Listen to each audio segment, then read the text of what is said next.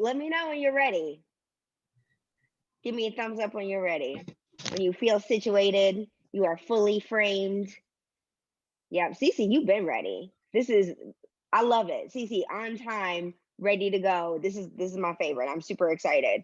So I'm Reverend Karen Frost. I am here with my cousins, Cee Cee Greene, Sherline Hawkins, Ashlee Kelly, and we are talking about how we are living our best quarantine life on January 10th, 2021 for Spirit Uncensored Sunday Night Live event on Zoom at 5 p.m. The reason that I was interested in having you all come on is because Sherline is an essential worker, so she is going into work in the middle of COVID. Ashlee has a toddler, and Cee Cee, you have a 7-year-old, a first grader, that you are doing virtual schooling from home. How has that been, and how do you feel like you are still living your best quarantine life, even though you've had to become a teacher all of a sudden? Well, I'm going to keep it real. I've been kind of kicking it this summer. So, but I've been just following the guidelines and doing what I was supposed to.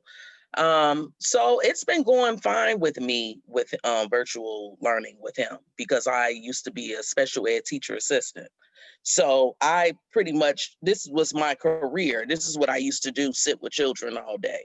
So it's a breeze sitting with my own child. I don't mind sitting with my kid. I think that's a lot of parents' problems.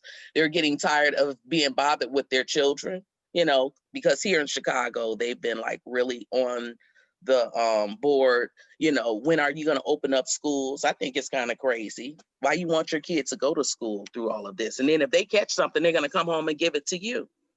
So. I think it's hard because for me, I consider Alex to be advanced for her age. So my concern was just her falling behind, and no shade, but direct shade. We stay in Mississippi and it's at the bottom as far as education. So we've been lucky enough to, I contacted the daycare that my daughter was at, which is still closed. It hasn't opened up since March. And we've been able to have her teachers teach her throughout the pandemic. So I've been super duper grateful, but I'm so glad I was not in a position where, I was already working from home. So I wasn't really in a position where I had to send her, but I am so grateful I really didn't have to make that decision because I was really concerned with her education. To me, the foundation is the thing. If you don't get that foundation, they struggle for the rest of not even for the rest of their time in school, but for the rest of their lives. So, and then some parents, like they have to go to work. Their employers are not being flexible at all. Like, my last job was really a job I could work from home because I was a writer. I was a proposal writer. Why do I have to go into office? So, some employers are doing well and making it work, but others, like, I really feel sorry for people who have to physically, go in. Some is essential, but some things is like, come on, y'all can let people work from home. Well, like Sherline, it's the news. We need that. So I get why she has to be there in real life. Yeah. But I love that you brought up the job situation because that's what I was about to transition to, was to talk about fuck jobs 2020. And Ashlee and Sherline and I and my wife Ronnie are on what we call a cousins thread where we text each other all day. And at the top of 2020, before this pandemic even started, we were talking about fuck jobs 2020. And we've been supporting each other to recognize that God is our source, that we are incredibly valuable. The money that we make from jobs, we can make more on our own. And also recognizing the challenges of that as well. So Ashlee, did you leave your job in 2020? No, I left October 2019. And so you've been doing your own thing for a year with Fuck Jobs 2020. How's that going for you? To me, it's going really well. I just was tired of constantly working, and I just felt like there was a ceiling when it came to working for an employer. And I just found myself not liking any job I was at after some time. So I figured, because I was a proposal writer and I could do that on my own. And I'm also in school, and I also want to spend time with my daughter and like see her grow up, So yeah, I think the hardest part of that is that at first there's a little anxiety, like how am I gonna make money? How are people gonna find out?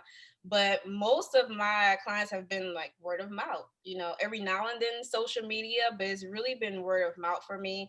And it allows me, like I said, the flexibility to work whenever I want to work. I can work overnight if I want to. I don't have to be up at 8, like, at a desk. But also, I can make as much money as I want to, too. There's no cap. I don't have to worry about a 5% raise or anything like that, or feeling like I got looked over. I can pretty much, do what I want. And interestingly, for some people, pandemics or stuff with the economy is a hard time, but it's also time to force innovation as well for people.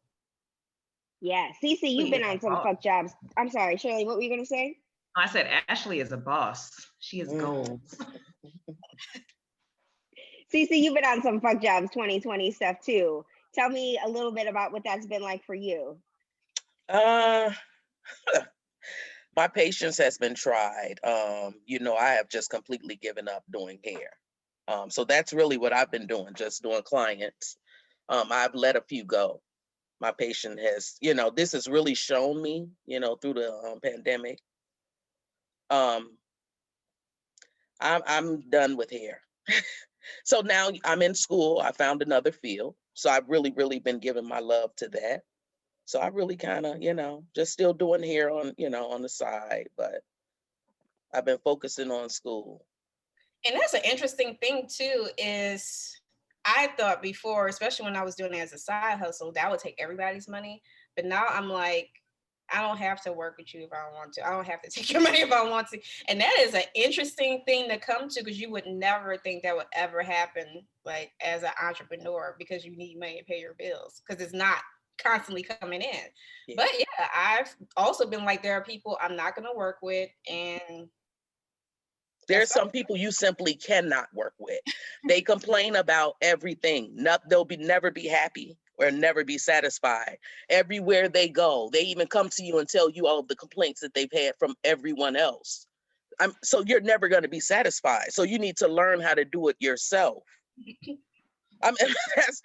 If no one can satisfy you, I guess that goes into, if you want something done, then do it yourself. So I'm burnt out with these clients. I used to go to people, that's actually a plus too, within it. So yes, my patience. I hear you. I hear you. This experience of the pandemic has definitely, I just recognize what was important. And I realized I've been putting myself on the back burner. I've been putting my body on the back burner. And I left my job at the end of October. And since then, really, it's been a full-time job to get my body back together. I have a new diet. I've had to go to lots of doctor's appointments because I haven't been to doctor's appointments in years. So because of that, all kinds of stuff is wrong. And I need to do all these things and get this test and do this and take this pill. I'm not trying to be on pills for a long time, though. It's just trying to get back. That's part of the diet situation as well, and really create an exercise habit. This is all something that I'm just trying to do at once, so that once I start focusing on making money in 2021 and living my best life in 2021, that I'll be prepared after having had lots of time to rest and recover and take care of myself. And some of you actually may or may not have seen this on social media, but I am starting a movement on January 1st called the hashtag Best Day Ever movement, where that Ronnie, my wife, has inspired this idea of living each day as the best day ever. And personally, I've never consciously committed to do it every single day. And so on January 1st, I will be on Instagram at any given time of day, just sharing about my journey of living each day as the best day ever. But I trust it'll pay off for everyone. I will inspire other people to live each day as the best day ever, while also reaping the blessings that comes along with living life from that intention. Sherline, you had something to say about that on IG. Are you planning to participate and commit to living each day as the best day ever, January 1st?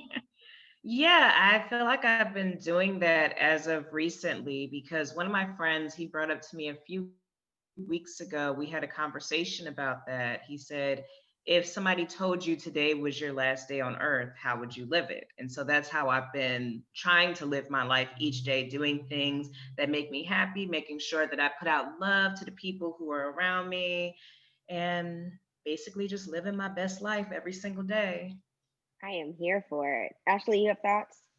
I like to set intentions at the beginning of each day, but I think those intentions usually have to do with like things I have to do that day and not really my best day ever. So it'll be good to change it up and see how that goes for me.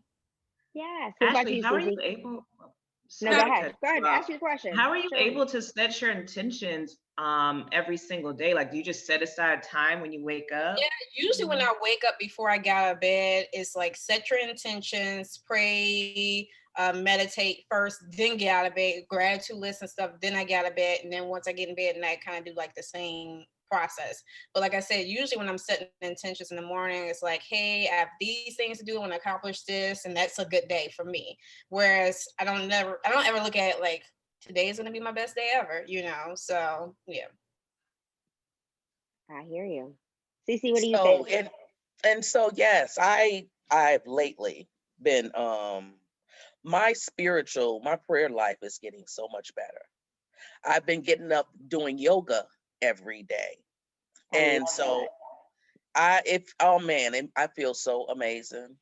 I didn't get a chance to do it this morning, but That's because we usually took your time.